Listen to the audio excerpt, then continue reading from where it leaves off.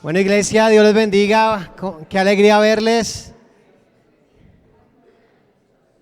¿Cómo han estado? ¿Bien?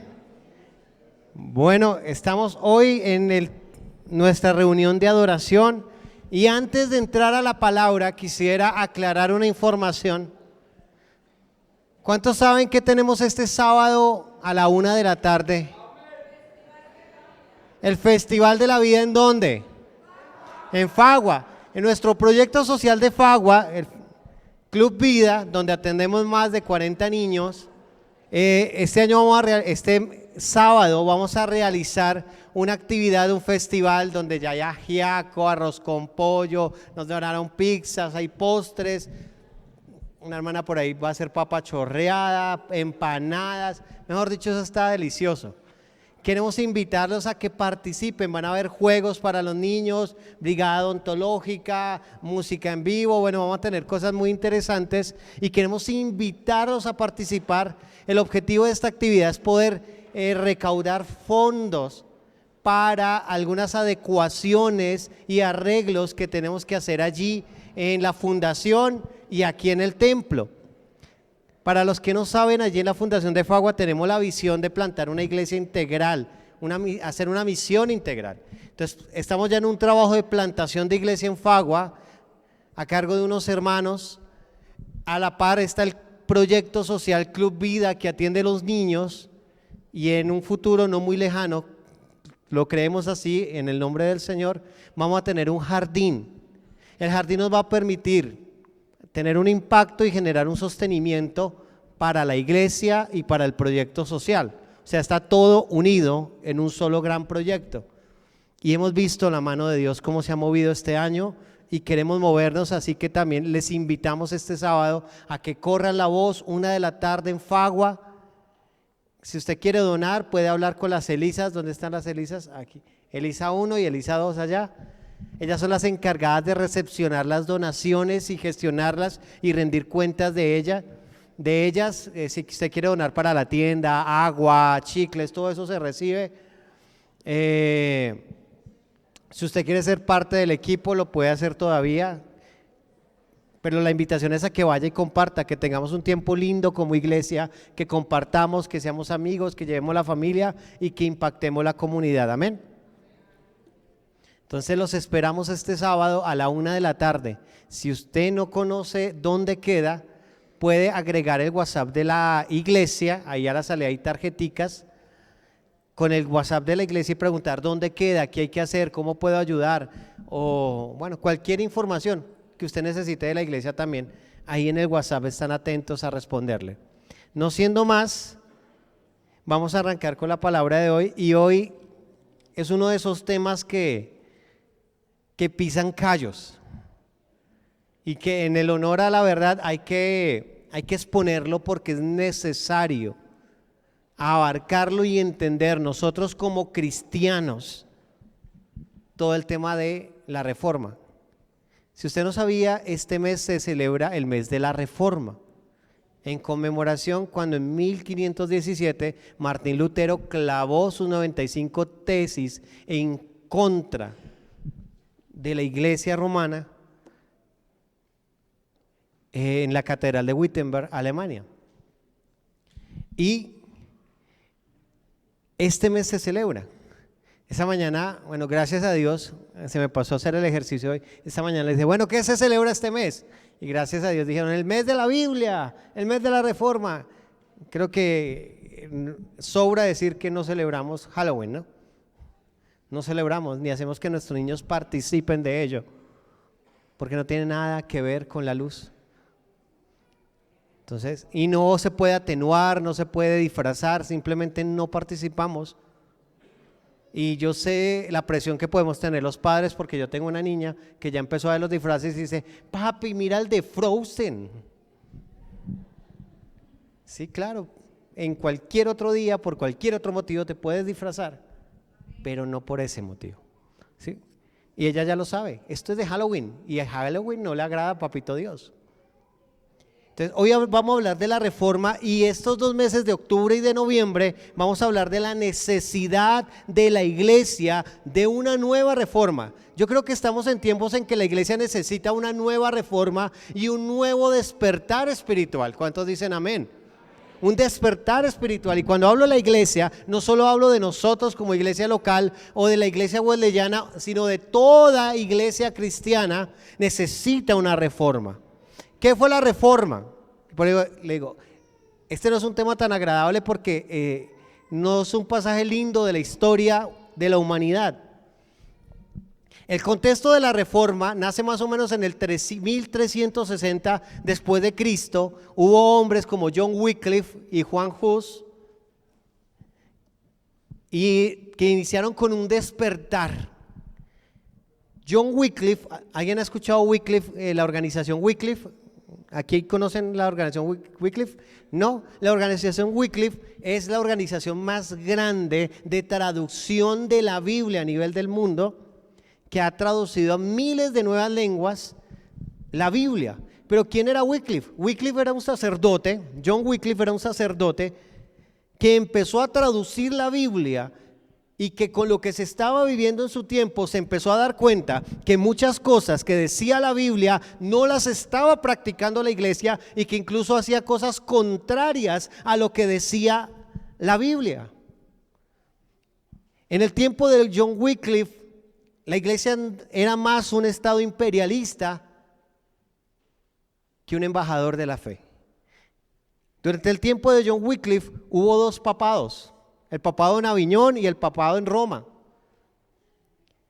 Y usaban los dineros que recogían a través de las iglesias para financiar guerras y disputas para ver qué papa se iba a quedar y afianzar en el poder. Aparte, un concilio se reunió en Constanza, en la ciudad de Constanza del Sacro Imperio Romano. Se reunieron y elevaron un tercer papa. O sea que durante un periodo de la historia hubo 3 papas que peleaban por el poder y cada uno vetaba al otro. Durante ese tiempo la corrupción que llegó a haber en la iglesia fue muy grande. No sé si usted ha visto series o ha escuchado de series como los Borgia, los Medici, que eran familias muy acaudaladas que subían arzobispos y obispos porque había un control territorial. Entonces, y usted lo puede corroborar en la historia. Cuando John Wycliffe, que es considerado un prerreformador, empezó a enseñar y a cuestionar esas prácticas, lo persiguieron, lo vetaron, lo encarcelaron y murió encarcelado a causa de una enfermedad. Él dijo lo siguiente: todo creyente puede conocer a Dios de una manera íntima y personal. Hoy en día eso para nosotros escucharlo es normal. ¿Cuántos creen aquí que pueden tener una relación íntima y personal con Dios? Pero en ese entonces no. En ese entonces era una herejía llegar a decir eso, porque la gente creía que la única forma de conocer la voz de Dios era a través del Papa y de las bulas papales. Entonces, no solo eso, aparte la gran mayoría de personas no sabían leer. Los ejemplares de la Biblia eran muy reducidos. Para tener una Biblia, usted tenía que contratar un escriba, comprar todo el papel y que a mano le transcribieran la Biblia. Y no solo eso, la Biblia hasta ese entonces estaba en latín y en griego. O sea, tenía que saber leer, tenía que tener plata y tenía que hablar latín y griego para poder acercarse a la Biblia. Era algo inaccesible. Entonces, decirle a la gente que podían llegar a tener una relación íntima y personal con Dios era algo revolucionario, que fue algo por lo cual abogó la reforma, el sacerdocio de cada creyente. ¿Qué quiere decir eso? Que tú y yo únicamente necesitamos de Cristo como mediador para poder restaurar nuestra relación con Dios y conocerlo por medio de su palabra. Entonces, tener la palabra era un privilegio, tener la escritura es un privilegio. Ahora, hoy en día estamos en un punto de la historia donde el acceso a la Biblia es más fácil y abundante que en cualquier otro punto de la historia. Usted puede tener Biblia de todos los tamaños. Hay Biblia de bolsillo, ¿cierto? Hay Biblia en muchas traducciones y versiones. Hay Biblias de estudio. Y por eso nuestra insistencia, traiga la Biblia. Esto de aquí no es peso muerto. Es que lo pongo y se me pone pesado el bolso. Mejor la uso en el celular. Mire, que tú y yo podamos venir hoy y abrir la palabra de Dios. Es un milagro que le ha costado a gente su vida. Y tenemos que tener en alta estima la palabra de Dios. Que tú y yo podamos aquí abrir nuestra Biblia. Por eso traiga su Biblia, tráigala. Porque un verdadero avivamiento espiritual nace desde el conocimiento de la palabra de Dios. No puedo tener un avivamiento y una vida espiritual sana sin una relación y un conocimiento de la palabra de Dios. Entonces necesito invertir en conocer la palabra de Dios. ¿Qué más pasaba en el tiempo antes de la Reforma? También se levantaron hombres como John Hus. Durante el tiempo de John Hus y Wycliffe se empezaron a cobrar los servicios religiosos. Todos los servicios se cobraban. Se empezó a cobrar el bautismo y se le empezó a enseñar a la gente que debían bautizar a sus niños para librarlos del pecado original. Porque en ese tiempo se creía que el pecado original era el que se adquiría por medio de ser concebidos a través de relaciones sexuales. Pregunta, ¿aquí alguno de los que estamos presentes fue concebido de una forma diferente? O sea, nos tocaba pagar. ¿Sí? Incluso se enseñaba en aquel entonces que una persona que no se bautizaba era una criatura, como un animalito y no un ser humano. Que se necesitaba bautizar a las personas para que adquirieran ese estatus de humanidad. Y se empezaron a cobrar los bautismos. Aquí tenemos alguien que puede corroborar la historia. Es historia, yo no estoy diciendo por decir, es historia. Leamos y contra la historia, ¿quién pelea? Fueron cosas que pasaron, fueron hechos que pasaron, ¿sí?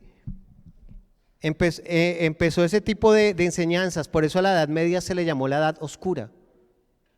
La gente estaba en una ignorancia, en una oscuridad. Durante ese tiempo se cambió de un pan sin levadura a la hostia.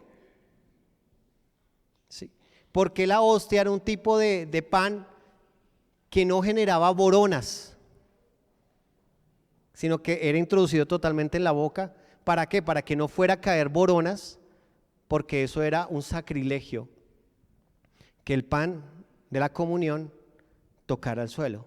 Y se creó, entonces el que dejaba caer boronas al suelo era maldito. Entonces ahí empezó a nacer el cambio del pan sin levadura por la hostia. Muchas otras cosas pasaron ahí. El tiempo de la simonía de Juan Hus. ¿Alguien sabe qué es la simonía? Hechos 8 dice que Pedro iba con Juan, iban enseñando y predicando el evangelio, sanando enfermos, liberando endemoniados, y que imponían sus manos sobre los nuevos creyentes y estos recibían del Espíritu Santo. Y hubo un hombre llamado Simón, que antes era mago y engañaba a la gente por dinero, que le dijo a Pedro: Pedro, ¿cuánta plata necesita para que usted me dé ese poder? Y Pedro le dijo: que perezcas tú y tu dinero, porque crees que el poder de Dios se puede adquirir por dinero. Esa era la simonía, el creer que las bendiciones y los favores de Dios se pueden adquirir por dinero. Esa práctica se le llama simonía. Y durante el tiempo de John Hus, en muchas catedrales, en España, en Francia, en varios lugares se tenían algo que llamaban las reliquias, las cuales se vendían y se alquilaban para dar milagros, para hacer milagros. Esas reliquias que terminaban siendo grandes fraudes, porque algunas reliquias que se vendían era la leche de los pechos de la Virgen María. Esta es la historia. Suena chiste, suena gracioso, pero es anécdota. El prepucio del Señor Jesucristo cuando fue circuncidado. Y dice, ay, eso es terrible. ¿Será que en este tiempo no estaremos igual? ¿Será que en la iglesia no se ven ese tipo de cosas a veces? ¿Qué hay lugares donde venden el pedacito y la astilla de la cruz del Gólgota? El aceite del no sé qué cosa y usted tiene que comprar el aceite ungido de la rosa de Sarón. Eso es lo mismo. Es exactamente igual que lo que pasaba en el tiempo de la Reforma. Las preventas, todo eso. No solo eso, el tema de la inmoralidad. Hubo papas declarados por la misma Iglesia Católica como antipapas, como Alejandro XXIII. Un papa que, según dice la historia, tuvo más de 200 parejas sexuales y que tenía un impuesto a las prostitutas. Durante 1400 años, el voto de castidad y celibato no era obligatorio para los sacerdotes. Ellos tenían sus familias, pero se estableció como una norma para todos los sacerdotes porque sabe que habían algunos que tenían 23, 24 y más hijos. Y cuando morían, las propiedades de la iglesia entraban en disputa con los descendientes ahí fue donde se impone el voto de celibato y castidad.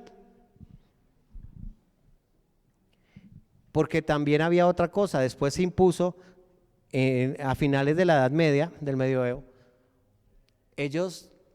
toda persona que profesara la religión católica debía dejar en su herencia una parte para la iglesia. Si una persona no dejaba en su herencia una parte destinada, la iglesia podía entrar a confiscar bienes. Todo este tema, todas esas cosas que empezaron a suceder, empezaron a levantar y arder en el corazón de hombres que volvieron y empezaron a encontrar en la palabra que muchas cosas que se enseñaban no eran así. Para finales del siglo XVI, el Papa León V promovió las indulgencias. Estas ya existían y esa fue la gota que derramó el vaso. Las indulgencias era un pago que se hacía para la absolución de los pecados. Allí se introdujo la doctrina del purgatorio, que por cientos de años no se enseñó. ¿Por qué creen que no se enseñó? Díganme en qué parte de la Biblia está el purgatorio. No está.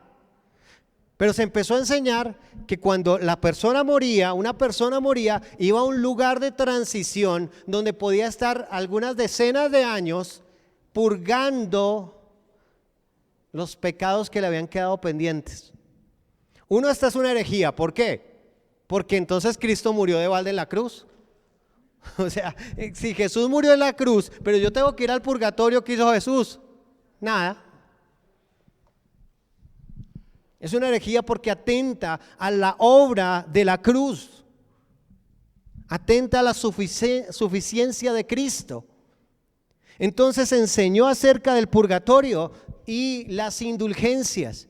Y el más famoso recaudador de indulgencias fue un fraile dominico llamado Johann Texel, que trabajaba para el conde de Hamburgo, que estaba aspirando a ser archiobispo de Mainz. Entonces el Papa León V promueve las indulgencias para construir la Basílica de San Pedro y empieza una recolección de indulgencias. Iban de pueblo en pueblo diciéndole a la gente que para perdonar sus pecados tenía que dar un dinerito. A tal punto llegó esto que Johann Texel dijo lo siguiente: una vez que la moneda entra en el cofre, un alma del purgatorio salta al cielo.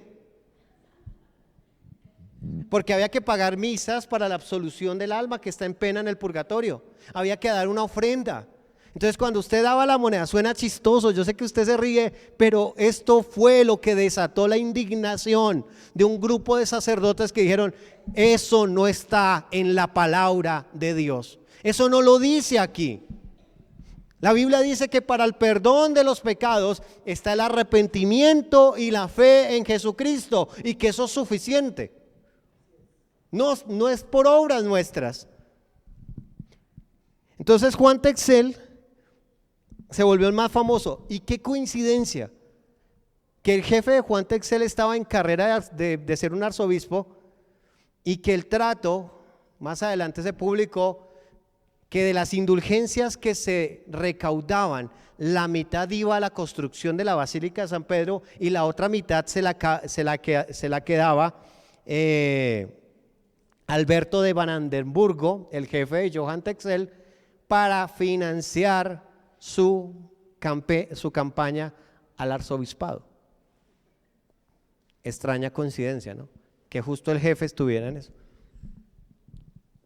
Esto indignó a un monje llamado Martín Lutero, que en la traducción de la Biblia al alemán no encontraba esto del purgatorio, las indulgencias, ni nada de estas cosas en la Biblia.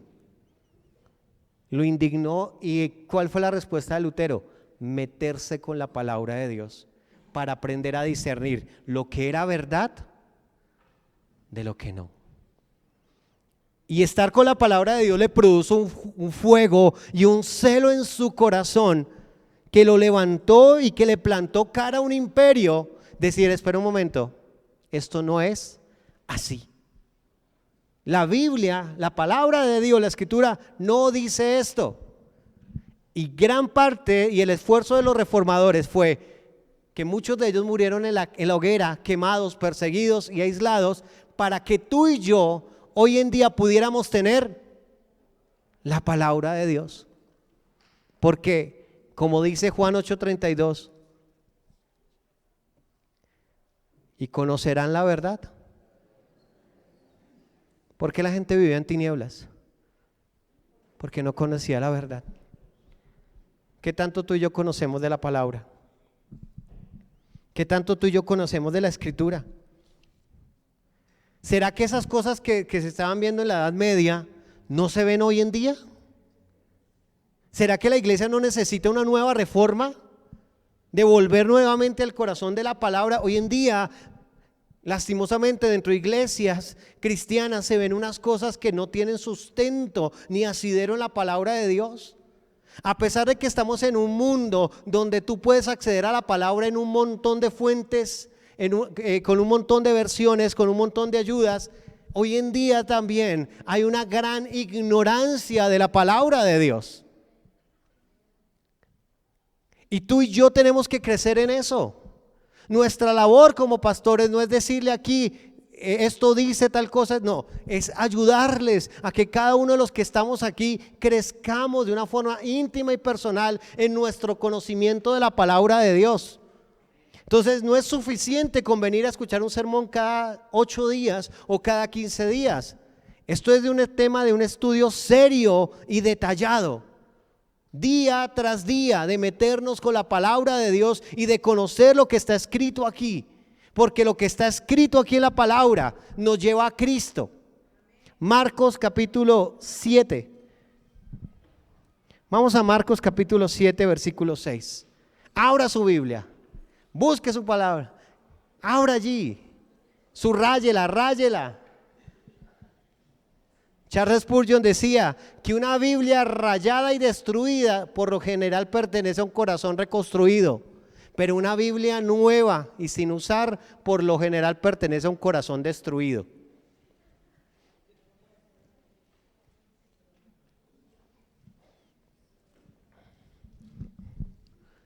Versículo 6. Está hablando Jesús con los fariseos.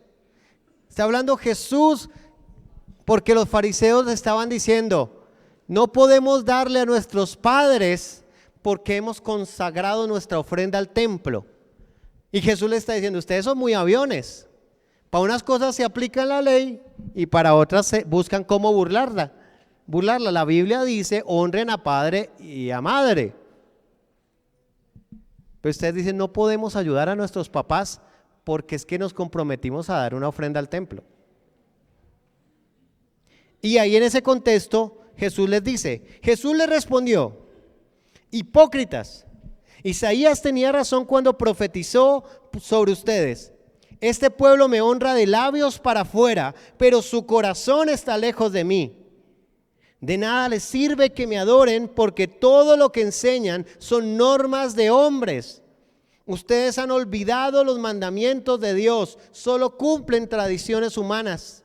También les dijo, vaya manera de ustedes convencer a la gente para que siga la tradición de ustedes en vez de seguir el mandato de Dios. Entonces Jesús le hace un reclamo que está en el libro de Isaías, le dice, este pueblo de labios me honra, pero su corazón. Y esa es la primera pregunta que tenemos que hacernos. Podemos cantar, podemos decir nominalmente que somos cristianos, que seguimos a Dios, y aún así con nuestro corazón lejos. ¿Cómo está tu corazón con Dios? ¿Cómo está la teología de la que hablas y del Dios que dices creer? ¿Está de labios para afuera? ¿O realmente amas y has entregado tu vida al Señor por completo? Dios no quiere llenar sillas en los templos. Dios no quiere que simplemente vengas al culto el domingo y cumplas con una tradición religiosa. Dios quiere que tengas una vida con Él. Dios quiere estar presente en tu vida de lunes a domingo. Eso es lo que quiere Dios. Ese es el verdadero cristianismo. Es más que una religión. Es vida. Es vida en Cristo Jesús. Dice, este pueblo de labios me honra, pero su corazón está lejos de mí. ¿Dónde está tu corazón en este momento? ¿Dónde está tu corazón en este momento? ¿Dónde está tu fe? Versículo 7. De nada sirve que me adoren. De nada sirve que me adoren. De nada sirve que sirvan, que estén en un ministerio. De nada sirve que ocupen una posición en la iglesia. De nada sirve que hagamos esto, o que demos una ofrenda, o que demos un diezmo. De nada sirve que hagamos esas cosas si nuestro corazón está lejos de Dios. ¿Qué dice Romanos 12:1 sobre la verdadera adoración? Romanos 12:1 y 2. Se lo voy a leer en PDT. Entonces, hermanos, les pido que respondan a la gran bondad de Dios. ¿Cuántos saben que Dios es bueno? ¿Cuántos saben que Dios nos ama incondicionalmente? Entonces, ¿qué dice Pablo? Hermanos, si usted sabe que Dios lo ama, si usted sabe que Dios es bueno y ha sido fiel con usted, responda al gran amor de Dios. Entonces, ¿qué nos corresponde a nosotros? Responder. ¿A quién? Al gran amor de Dios. ¿Cómo? Ofrézcale sus cuerpos como sacrificio vivo. Vivan solo para Dios y sean agradables a Él. Tal adoración es su verdadero propósito como seres humanos razonables. No vivan según el modelo de este mundo. Mejor dejen que Dios transforme su vida con una nueva manera de pensar.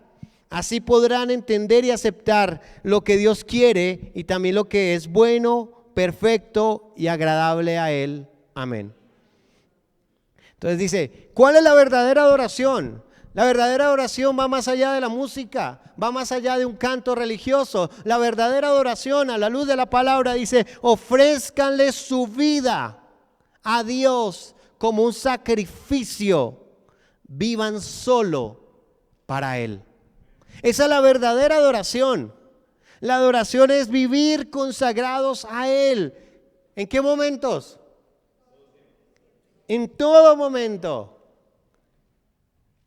Dice, tal adoración es su verdadero propósito como seres humanos. ¿Tú sabías que tú y yo fuimos creados para adorar a Dios? Que el propósito final, como nos enseñaba ahorita el pastor Yuri, es la adoración. Y que la adoración, una entrega completa a Dios. Y lo más interesante dice es que tal adoración es su verdadero propósito como seres humanos razonables. ¿Qué quiere decir eso?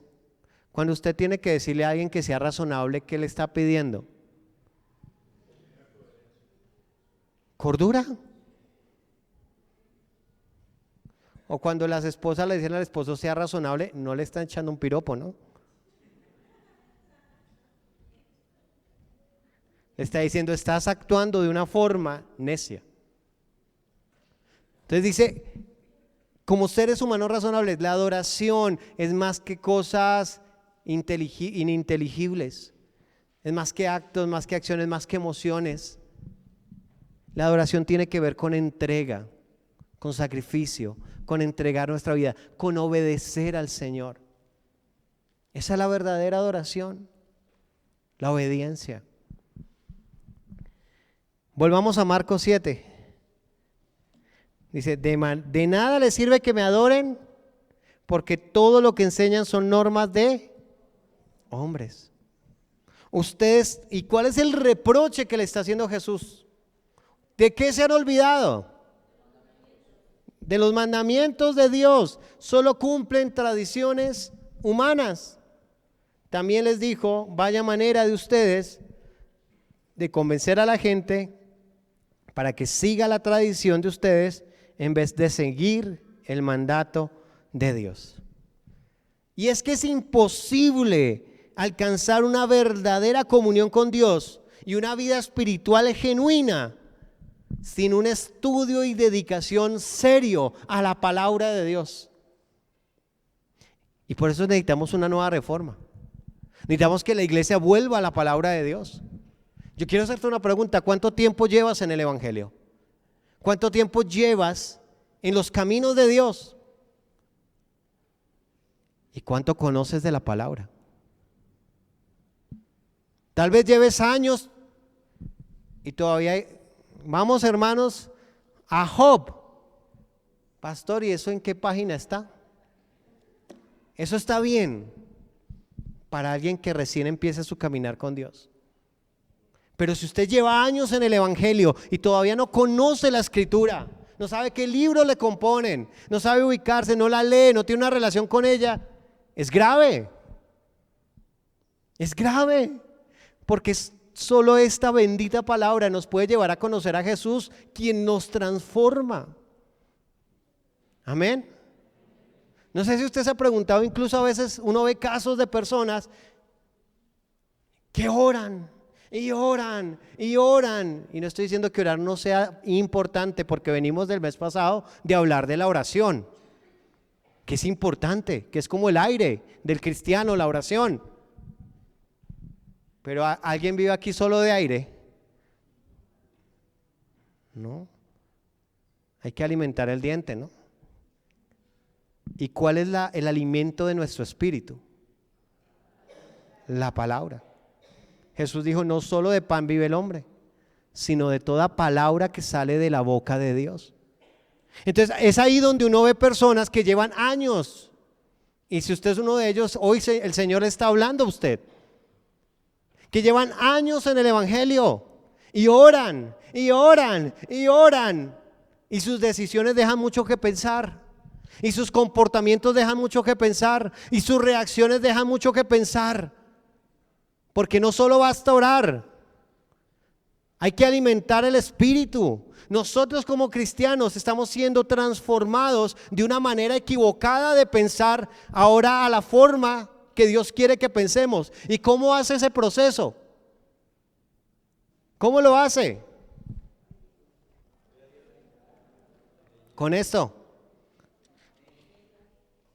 Si usted ora, ora y ora, pero no va a la palabra, puede seguir engañado y seguir espiritualmente inmaduro y ser un bebé espiritual aunque tenga 20 años en la congregación. Si su forma de pensar es más de acuerdo a cualquier otra cosa que a la palabra de Dios. Así sea un líder de ministerio o un pastor. La inmadurez espiritual no discrimina posiciones. Necesitamos crecer en la palabra. conocer el mandato de Dios para no dejarnos engañar. Eso era lo que le ardía a Martín Lutero, eso era lo que le ardía a Erasmo de Rotterdam, a Zwinglio, a Calvino, a todos esos grandes hombres que Dios levantó en medio de un momento de la historia deplorable. Y hoy en día Dios necesita y quiere levantar a hombres y mujeres fieles a su verdad. Amén. ¿Cuántos quieren ser de esos hombres y mujeres? No hay otra forma. Le tocó leer, estudiar, dedicar tiempo. A mí se me revuelve, ¿sabe qué? Le voy a confesar algo. A mí se me revuelven las tripas cuando alguien dice: no, yo ya terminé el EFI, ya voy a descansar de esto. No he entendido. El EFI son nuestras escuelas de formación integral, donde enseñamos la palabra. ¿Sí? Cuando alguien termina el instituto bíblico y dice: ya estoy cansado de estudiar, me va a tomar un descanso. O cuando simplemente dice: no, con el culto tengo suficiente. Esto es tan profundo que uno lo puede estudiar toda su vida y no es suficiente. Pero la vocación del cristiano es ir a la palabra y encontrarse allá con Jesús.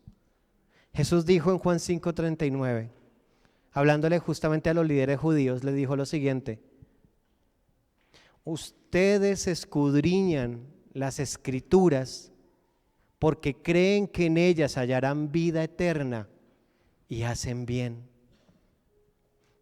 O sea, Jesús renegó contra los fariseos de todas las maneras posibles, pero los felicitó por una sola cosa.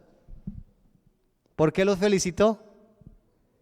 Por escudriñar las escrituras, porque ustedes creen que en ellas hallarán vida eterna y hacen bien. ¿Y por qué hacen bien? Después dice Jesús: porque ellas son las que dan testimonio de mí. O sea, ¿qué les estaba diciendo Jesús? Sigan escudriñando la escritura. Ustedes están equivocados, ustedes están alejados de Dios, pero los invito a que sigan escudriñando las escrituras, no sea que en una de esas se encuentren conmigo. Yo le invito a que escudriñe las escrituras, no se canse de estudiar la palabra, porque en una de esas se encuentra con el Dios vivo y verdadero. Los padres del desierto, siglo II y III, que fueron un grupo de cristianos que en medio de la persecución se resguardó en los desiertos de Egipto. Ellos decían que habían tres tipos de palabra. Decían: está la palabra escrita. ¿Cuál es la palabra escrita? Esta, las escrituras. Está la palabra encarnada. Dice, la palabra escrita fue encarnada, se hizo carne. ¿En quién? En Cristo. Entonces dice, la palabra escrita se hizo carne en Cristo. Por eso Teresa de la Cruz decía: Dios en Cristo se quedó mudo. ¿Qué era lo que ella estaba tratando de decir? Todo lo que Dios tenía que revelarle al mundo, lo reveló a través de la persona de Jesucristo. Entonces, tenemos la palabra escrita, la palabra encarnada, y decía, y la otra es la palabra viva. Cuando vamos a la palabra escrita, nos vamos a encontrar con la palabra encarnada, que es ¿quién? Y cuando nos encontramos con Cristo, Él nos da su Espíritu Santo, y el Espíritu Santo hace que esta palabra que está impresa en un papel pase de aquí a aquí. Y ahí es cuando la palabra se hace viva. Todos necesitamos ese encuentro con la palabra encarnada, con Cristo. ¿Y dónde está revelado Cristo? En la Escritura. Por eso es imposible ser cristiano sin tener una relación seria y atesorar la palabra de Dios. Y es lo que quiero retarte hoy, porque un verdadero avivamiento, un verdadero despertar espiritual será imposible sin volver a la palabra de Dios. Una vida cristiana genuina y verdadera es imposible sin estar anclados en la palabra de Dios. ¿Qué tanto conoces la palabra? ¿Qué tanto tienes relación con ella? Hoy el Señor te está hablando. El Señor quiere que vuelvas a su palabra.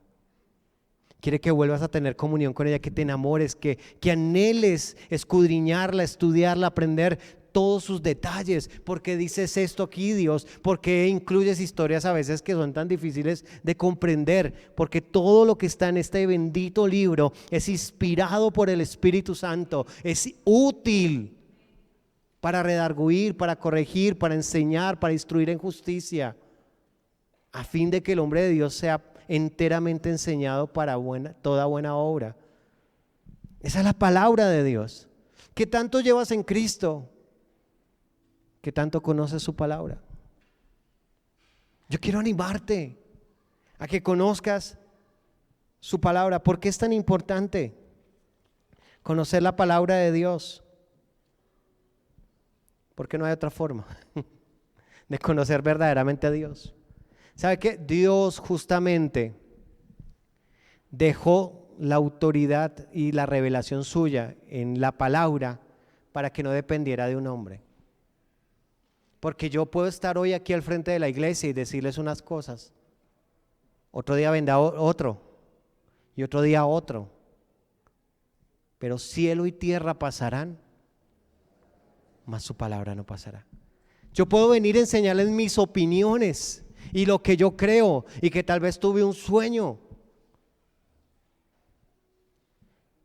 pero lo que nos sostiene no son los sueños, las opiniones y las experiencias de otros, sino las verdades de la palabra que están atesoradas en tu corazón. Yo me acuerdo que una vez tuve un sueño siendo adolescente y me soñé con la venida de Cristo y el rapto. Y yo me acuerdo que venía Cristo en las nubes y venían como unas águilas gigantes como las del Señor de los Anillos y empezaban a llevarse a la gente así. ¡Fuf! ¡Fuf!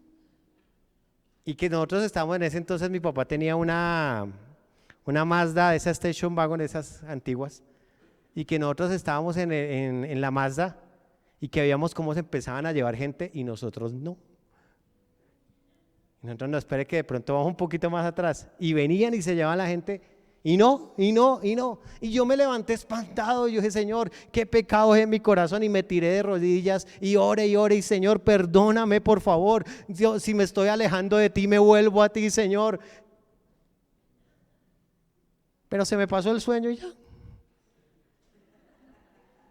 A los 2 días se me quitó el miedo. Porque las experiencias personales no son los que nos van a sostener. ¿Sabe a mí qué me sostiene? El saber que Dios me amó a tal punto que dio a su Hijo unigénito para que muriera por mí en la cruz del Calvario, y su sangre preciosa me ha limpiado de mi pecado.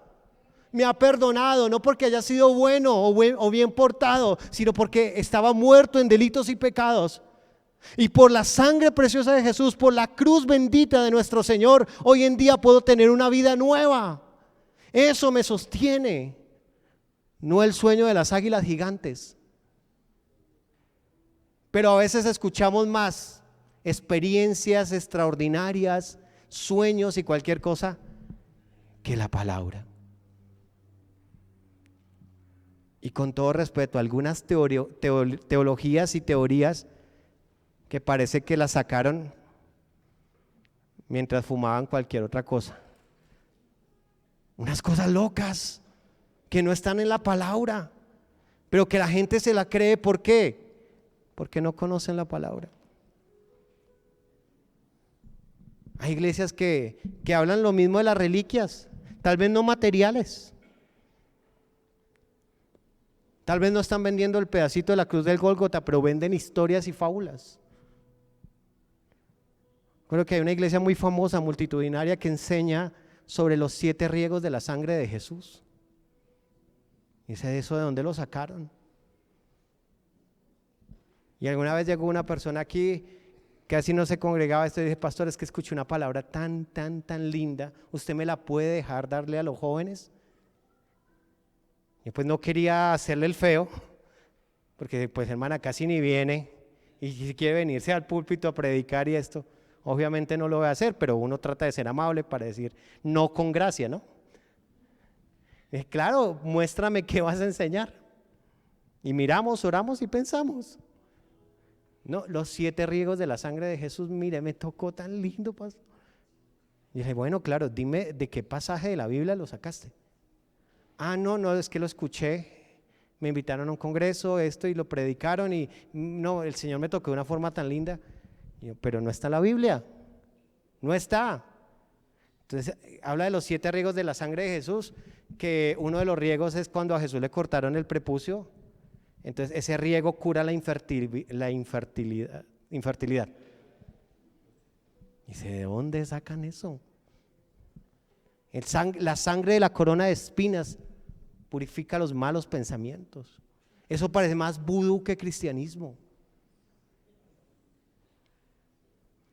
O sea, tenemos que volver a la palabra. ¿Sabe por qué? Porque hay una gran tragedia en la iglesia cristiana hoy en día.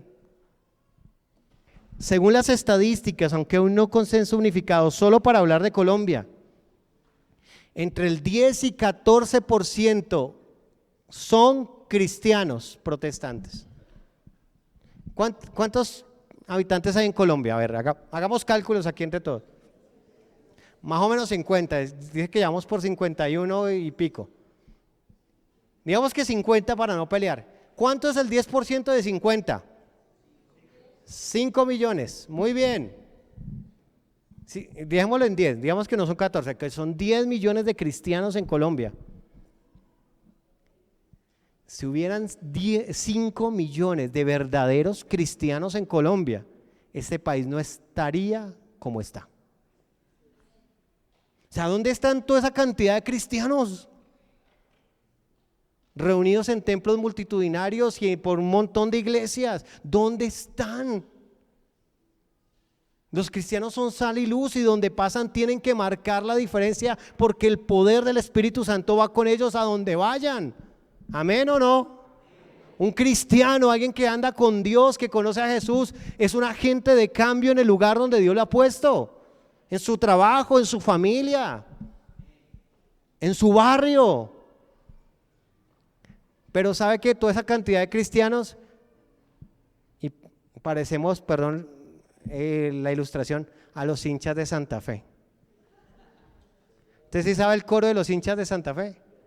¿En dónde están? Que no se ven. O sea, pero no es contra los hinchas de Santa Fe, no lo tomen por ahí. Simplemente que el coro nos pega a los cristianos.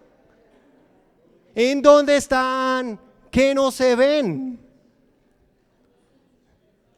¿En dónde están los cristianos que no se ven? ¿Sabe por qué? Porque las estadísticas nos dicen que la gente que está fuera de la iglesia cristiana tiene casi el mismo índice en divorcios, abusos, violencia, infidelidad que los cristianos. O sea, las tasas de infidelidad, divorcio, violencia intrafamiliar, abusos, no difiere mucho entre la gente que está en la iglesia a los que no. Hay algo preocupante ahí. Otro estudio revela en Estados Unidos que los cristianos son tan racistas y discriminatorios como la gente que no asiste a una congregación cristiana. Los cristianos son tan racistas y excluyen por país. No puede haber un cristiano que discrimine aquí a un venezolano, porque venezolanos y colombianos somos ahora hermanos en Cristo. Es que me tratan diferente por ser venezolano y es cristiano. Digo, no es cristiano, no ha entendido que ahora en Cristo todos somos iguales. ¿Sí? Sí, por ahí. Ayer Regulo me mandó un reel de la famosa batalla. ¿La arepa es colombiana? Dije, hermano, ahora somos uno en Cristo. Comamos de la colombiana y de la venezolana al tiempo. Unamos lo mejor de los dos mundos. Sí. Pero es triste. ¿Qué más dicen las estadísticas? Que el sexo prematrimonial es cada vez más aceptado entre los jóvenes evangélicos, que no le ven problema a eso. Que ya se dejó de predicar de la castidad, de la virginidad, del consagrarse, del esperar hasta el matrimonio. Y no, los principios de la palabra no cambian. El marco que Dios creó para disfrutar de una sexualidad plena se llama el matrimonio. Todo lo que esté fuera de ese marco es pecado. Punto. Está escrito. Amén. Mire téngase, no se enoje conmigo, son estadísticas, no lo digo yo.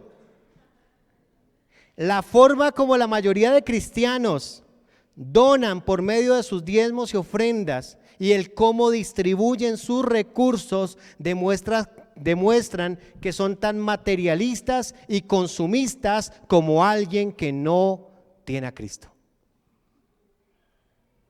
Es igual, no hay diferencia. Vivimos de la misma manera, consumistas y materialistas. Pero cuando usted descansa su área financiera en Dios, créame que ve a Dios obrar de unas formas tan lindas. No hay que sacarle a la gente nada, no hay que cobrar nada, no hay que hacer un acto de simonía diciéndole a la gente, venga y pacte y siembre. Eso es simonía, siembre por su milagro. Es que en este momento el Señor abre una unción y una ventana de bendición de 1 hora para que usted traiga una ofrenda consagrada. Eso es simonía. Eso es simonía. Quisiste comprar el poder de Dios por dinero. No, nosotros damos porque entendemos que de gracia hemos recibido, de gracia damos. Y es triste que en ese entonces cobraran todos los servicios religiosos y empezaron a quebrar bautismos, funerales, matrimonios y eso se volvió un negocio. Pues estamos igual, hermanos. Hay predicadores del evangelio que le han puesto tarifa a su predicación y que no van a una iglesia si no les dan una ofrenda o si no les garantizan un hotel o un vuelo. ¿Qué dice Mateo capítulo 10, 7 y 8? Y ya estamos terminando porque hoy es el abrebocas. Vamos a hablar 2 meses de esto, pidiéndole al Señor que reforme nuestra mente y nuestro corazón. Un despertar espiritual.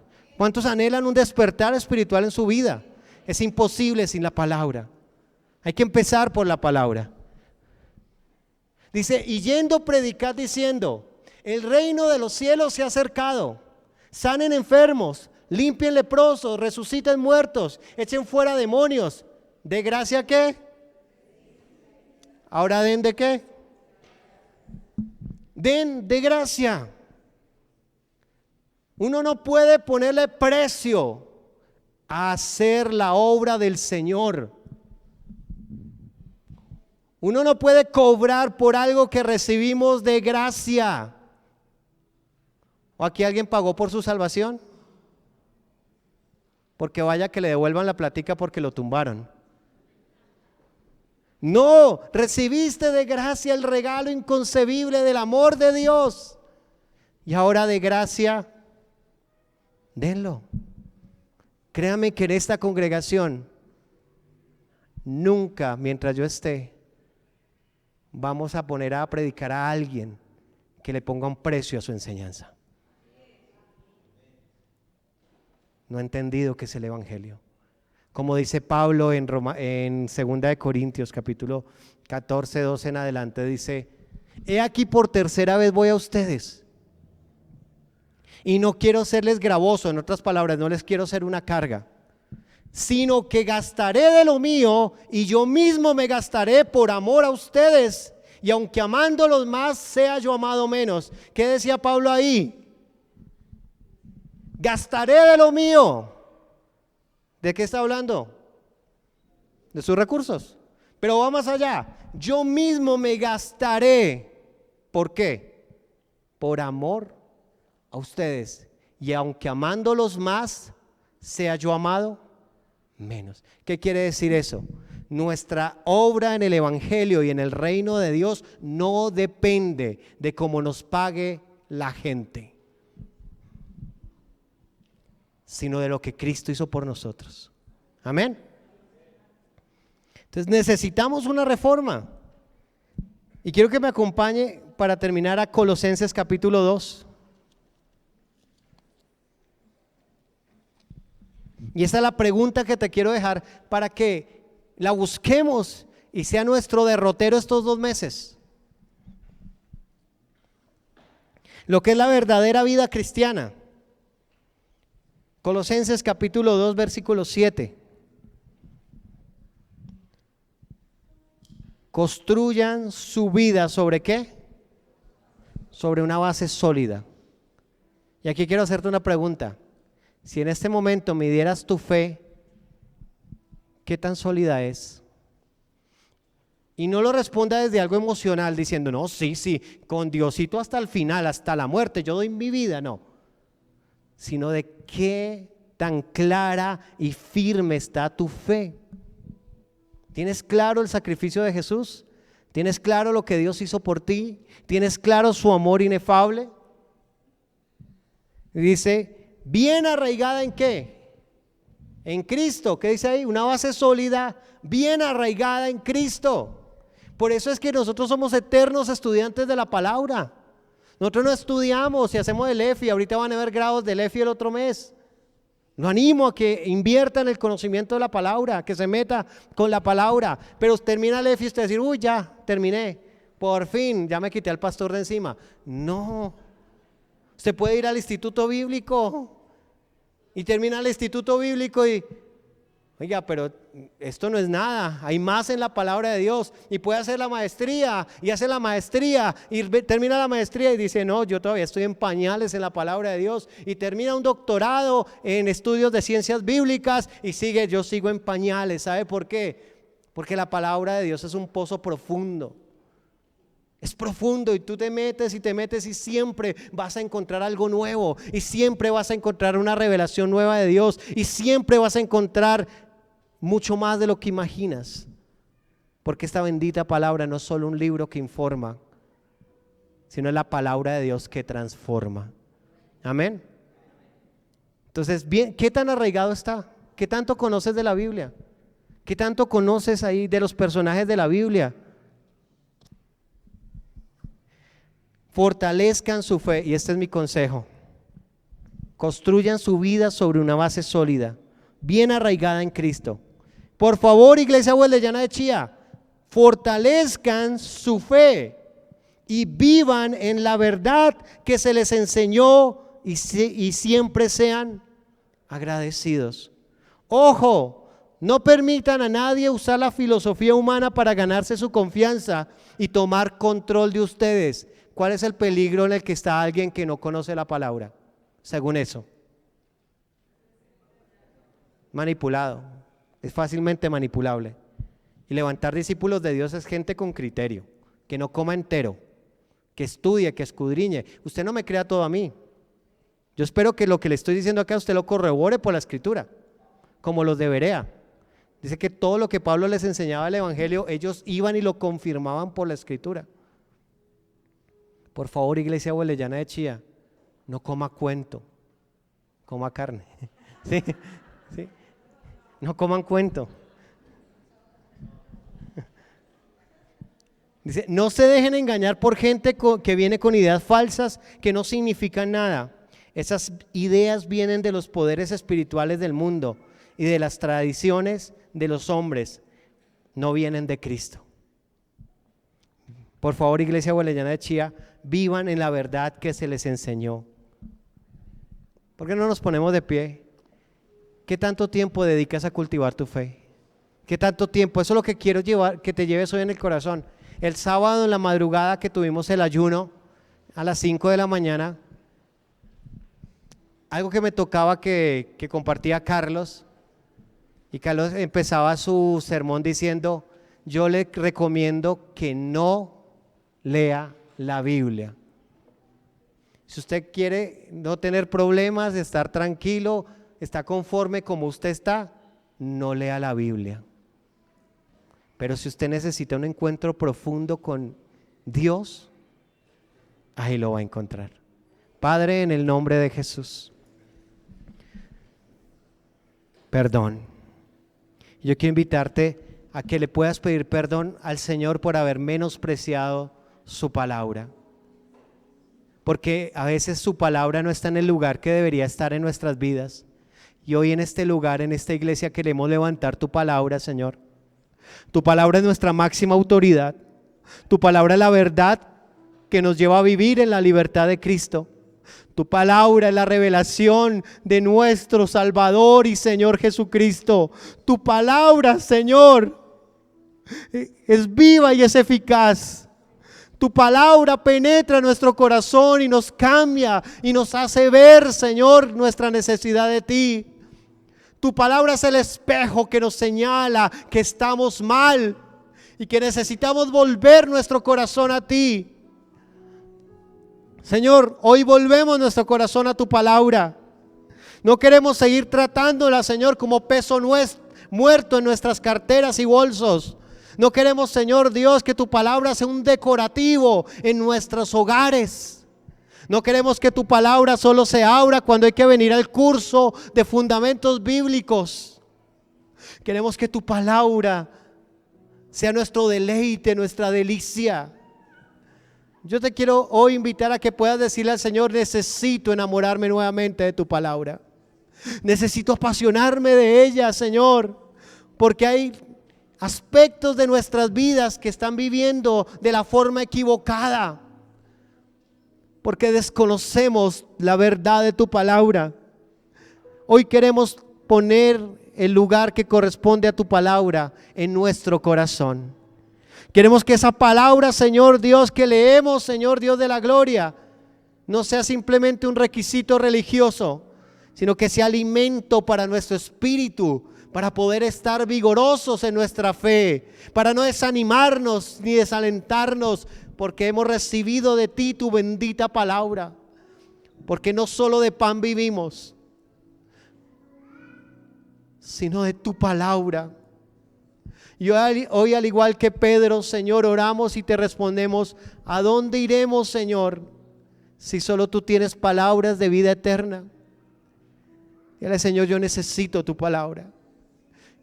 Yo quiero enamorarme de tu palabra. Yo quiero que pongas un hambre y un deseo renovado por tu palabra. Por favor, no quiero ser engañado ni autoengañado. Yo quiero que tu palabra sea mi guía y mi dirección. Lámpara es a nuestros pies tu palabra. Es tu palabra la que nos alumbra el camino. Es tu palabra la que nos muestra el sendero, Señor. Hoy queremos volver a tu palabra y yo te pido en el nombre de Jesús por esta iglesia. Yo oro por la iglesia huelellana de Chía, por cada uno de mis hermanos. Hoy oro por ellos y te pido, Señor Dios de la gloria, que los vuelvas y nos vuelvas de todo corazón a tu palabra, y que este volver a tu palabra, Padre, represente una renovación espiritual, un despertar espiritual. Aquellos que han estado estancados por años, aquellos, Señor, que han dejado enfriar su corazón, aquellos, Señor Dios Padre de la gloria, que incluso ocupando una posición ministerial, su corazón se encuentra alejado. Hoy te pido, Señor, que tu iglesia vuelva a la palabra y que allí, Señor, encuentre un despertar espiritual, una renovación, bendito Padre Celestial, que encuentre en tu palabra esa fuente de vida que es Cristo Jesús, Señor. Queremos ser una iglesia de palabra, Señor. Una iglesia de palabra. Haz de esta iglesia una iglesia de palabra. Que crezcan los estudios bíblicos, que crezcan los grupos de estudio, que crezcan, Señor Dios, todos los espacios en donde se abra tu palabra, no solo dentro de la congregación, sino en cada casa, en cada barrio y en esta ciudad, porque esta ciudad necesita conocer tu palabra para que puedan encontrarse con aquel que es la palabra hecha carne, a nuestro Señor Jesucristo. Te alabamos y te bendecimos. Amén y amén.